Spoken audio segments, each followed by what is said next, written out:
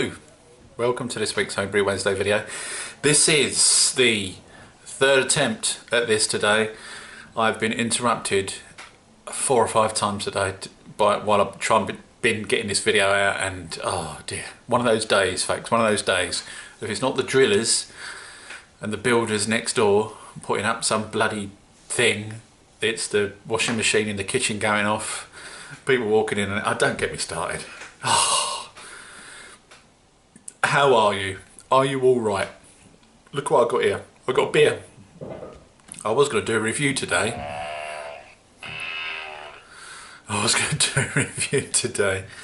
That's Homer. He likes beer, don't you, Homer? So there will be noises in the background still, so you just have to bear with me, alright? I apologise in advance for those things. Can't be helped, sadly. Anyway, let's get on with this week's video. What have I been doing this week? Well, there's lots of things going on in the background, folks. I need to put some beer in the shed. I've got some Mexican cerveza that needs to go into the shed. That's really clear, crisp. It looks beautiful. It tastes really good as well. That's ready. That's going to go into the shed probably sometime over the weekend. I've also got a Golden Stag, a festival Golden Stag ale that I sneakily tried in last week's broadcast on Vaughan Live. Those that tuned in, thank you very much. It was a blast. Let's see if we can get Uvu working properly next weekend. While I'm here, I can ask you guys out there that use Uvu a lot, ever had any problems with echoes in the cast? Any sort of obvious reasons why that would happen and how we can fix it? Doesn't happen all the time. You know, if I do a one-to-one call with someone, I don't get any echo. When other people join in, sometimes there's echoes, but not always. It seems to be one of those sort of weird and wonderful things that doesn't happen all the time. But it was a bit of a bugger on Saturday, but we had a laugh anyway. Initially, we had 3 or 4 people on the call and there was no echo. And then we did another call later on and then there's echoes and things, but never mind. Thank you for joining me last week's cast. I had a blast, even though I was stone cold sober because I had to drive the following morning. I did, well, not really stone cold. I had 1 pint. Actually, I had 2 pints, didn't I? One very early in the evening and one a bit later in the evening. I tried the Festival Golden Stag, which is in the kitchen at the moment. That needs to go into the shed. That's ready. It's quite hoppy. Probably needs another month or so to mature and you know, sort of stay in the bottle and become very pleasant and nice to drink. So I imagine I'm going to be drinking that one over Christmas. It's going to be quite nice. Yeah, so I'm looking forward to that. But in the meantime, what I've got here is I've got again, forgive the banging, I've got a lager, which is a Tom Caxton lager that's got a sachet of hops with it. You know what I mean? The sachet of hops that comes with the Tom Caxton lager. I think I may have also hopped it with some Cascade, but I can't find my notes. So it's a bit difficult for me to say one way or the other whether I've also added hops to this or not, because I can't remember. Anyway, I'm just going to have a drink because it's that time of week, folks, where we reflect on what we've been up to in the last week. Thank you for the people that have been asking me about my wife. My wife's not very well at the moment, bless her. We've been at the hospital today to have some tests done, and hopefully she'll be on the mend soon and she'll get the all clear and they'll be able to find out what's wrong with her. But it's a little bit yucky at the moment. It's a little bit stressful. So what we've got here then, this is the Tom Caxton lager, and it's hopped and it smells hoppy. So I just put that there for a second. Coming up in a future Homebrew Wednesday video, what we've got is I'm going to be doing another version of the Cascarillo Ale that Coopers have got on their website. Okay, I'm doing my best to wade my way through this today, folks, without losing my temper. This is the 3rd or 4th time I've done this, so forgive the banging, please. That's not me banging, that's next door. Can you believe that? You believe anything? So yeah, I'm going to do another version of the Cascarillo Ale. This time around I'm going to be using a kit rather than 2 lots of malt extract. You can use 2 cans of liquid malt extract the recipe calls for a can of amber malt extract and a can of light malt extract. But instead of the light malt extract, I'm going to be substituting that for a Wilko's lager kit probably, because I've got 3 of those and they need using up. So I thought I might as well chuck that one in there, get that used up.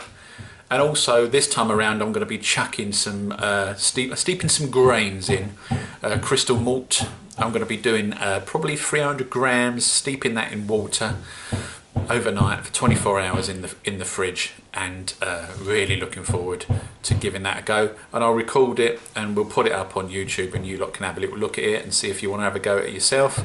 I recommend you do, because you get a really good ale out of it.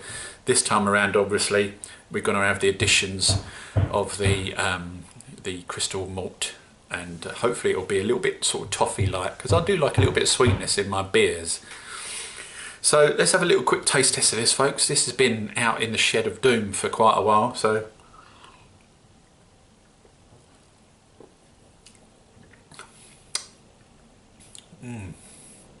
that is one hoppy lager. I can't taste any cascade in there, so I suspect I didn't add any additions to that. If any of you guys out there have done the Tom Caxton lager with the sachet of hops, do let me know if you experienced the same sort of hop hit.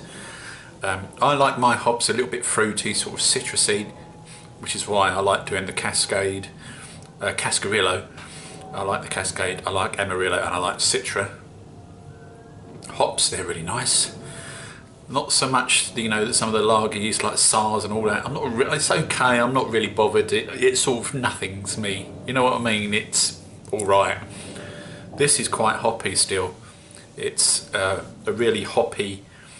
It's not a lager really. It's more of an ale, isn't it? Because it was done using an ale yeast.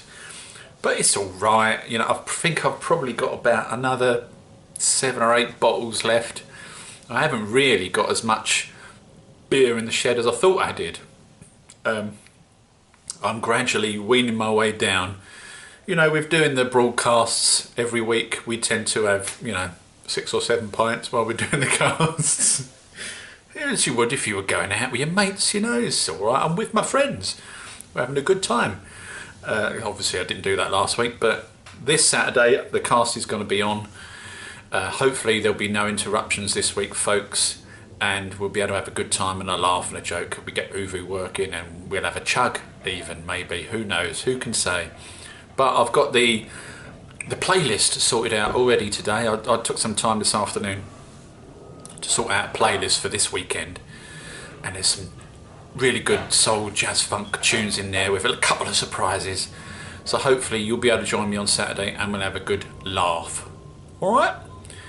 So yeah, next week probably I might throw up the video of me doing the second version of the Cascarillo.